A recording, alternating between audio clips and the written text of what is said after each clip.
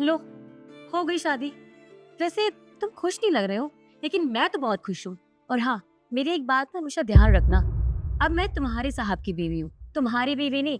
तो मुझे मेम साहब करके बुलाओगे। कैसे बुलाओगे? मेम साहब, याद रखना, समझे? चले बेबी। हाँ, साइड हटो।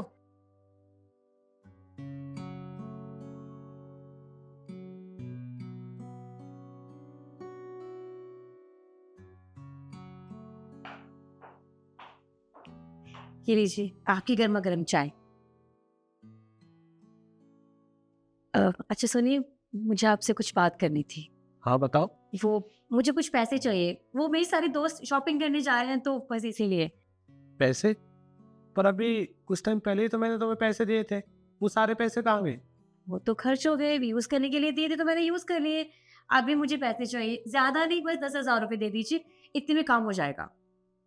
अच्छा, 10,000 रुपये चाहिए? औकात भूल गई है क्या अपनी? ये दोबारा याद दिलाऊं? तुझे पता है ना तुझे कहाँ से उठा कर लेकर आया हूं मैं? दोबारा वहीं जाना है क्या? 10,000 रुपये चाहिए। अरे अभी तो पैसे दिए थे, कहाँ गए सारे? हाँ, वो सारे। बस चुपचाप जाकर ना अपना काम कर लिए, समझी तू?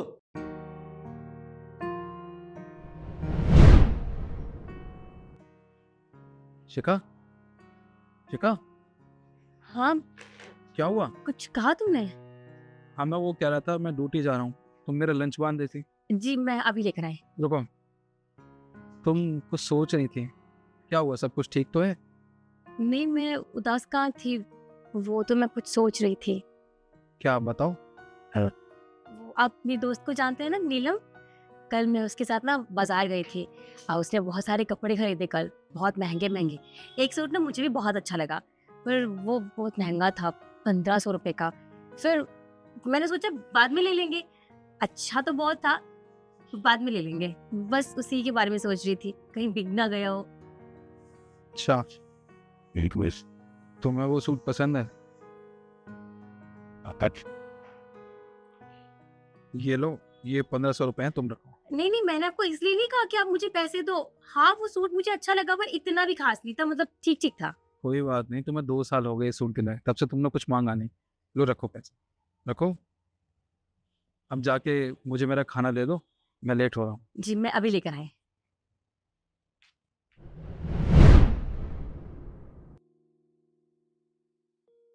और हाँ, ये चाय ठंडी हो गई, दोबारा से गर्म करके लेकर आ जा।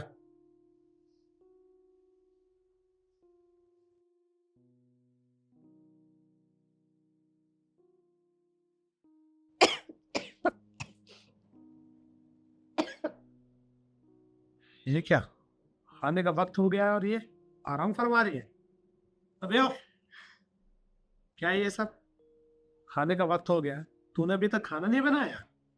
मेरी तबीयत ठीक नहीं है, बहुत तेज बुखार है और बहुत ठंड लग रही है। मैंने खाना नहीं बनाया इसलिए। अरे तबीयत ठीक नहीं है तो मैं क्या करूं? वैसे भी इतनी खराब तो नहीं है ना, तू खाना बनाकर भी आराम कर सकती थी। देखिए, आपके पास इतने पैसे हैं, आप घर में नौकर चाकर रख सकते हैं। अब मुझसे जबरदस्ती खाना क्यों बनवा रहे हैं? आप देख रहे हो ना मेरी तबीयत ठीक नहीं है। अच्छा, लगता है फिर दोबारा से तुझे याद दिलाना पड़ेगा कि तू कौन है और कहां से आई है। मैं बता देता हूँ, तो एक सिक्योरिटी गार्ड की पत्नी थी जो घर घर जाके काम करती थी। जब तू औरों के घर जाकर काम कर सकती है तो मेरे घर में काम करने में तुझे दिक्कत क्या है? वैसे भी मैं तुझे इसीलिए लेकर आया था इस घर में। पर ऐसा कैसे बोल सकते हैं? आपकी बीवी हूँ मैं, हमने शादी की है, और अब आप इस तरह की बात कर रहे हैं मेरे सामने। हाँ तो कौन सा बड़ा एहसान कर दिया तूने मुझ पे? शादी ना, मैं बताता हूँ, शादी तूने मेरे पैसों से की है ना कि मुझसे।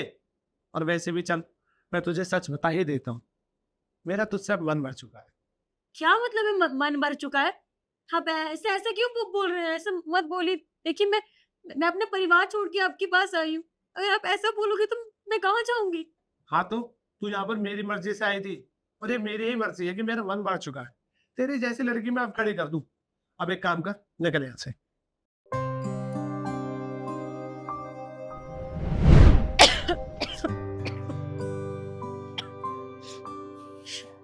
शिखा, क्या हुआ? तुम्हारी तबीयत ठीक नहीं है क्या?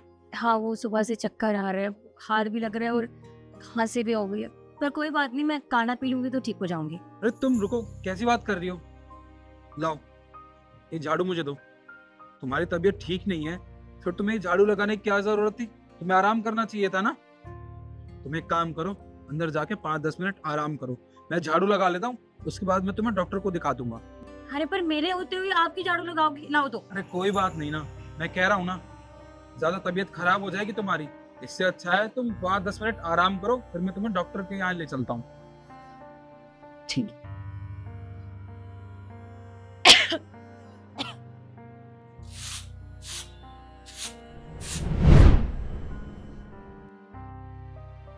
क्या सोच रही है? बुलाना नहीं करेंगे उसे? ऐसा मत कीजिए, मेरी बात सुनिए। चल ना। ऐसा मत कीजिए। चल।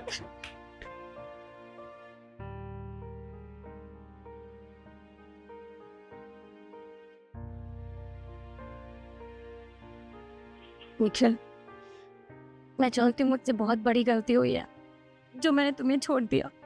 तुम मुझसे कितना प्यार करते थे निखिल, तुम मेरी हर छोटी छोटी चीज का ध्यान रखते थे, लेकिन मैंने तुम्हारे प्यार की कभी कदर ही नहीं की। मैं वहां चली गई जहाँ प्यार नहीं, सिर्फ पैसा था। मैं पैसों को देखकर अंधी हो गई थी। पता नहीं क्यों मुझे तुम्हारा प्यार नजर नहीं आया। लेकिन मैं समझ गई हूँ मुझसे बहुत बड़ी गलती हुई है। मैं अपनी गलती सुधारने आई हूँ निखिल। प्लीज मुझे दूसरा मौका दे दो।